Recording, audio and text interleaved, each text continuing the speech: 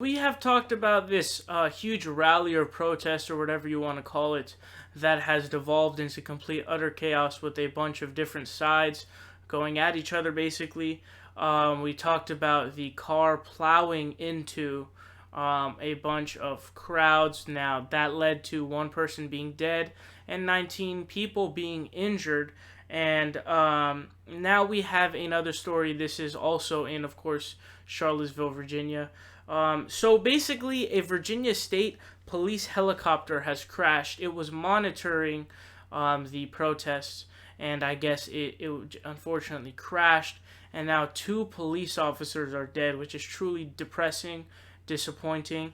And here is what Ross 3 says. They say, a Virginia State helicopter, which was monitoring the protests in Charlottesville, has crashed in a wooded area, witnesses say.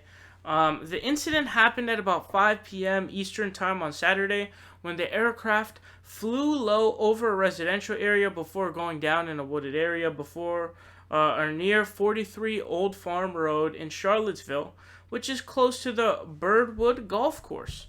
Initial reports indicate that a total of 2 people were on board the aircraft, but there was no immediate word on their conditions.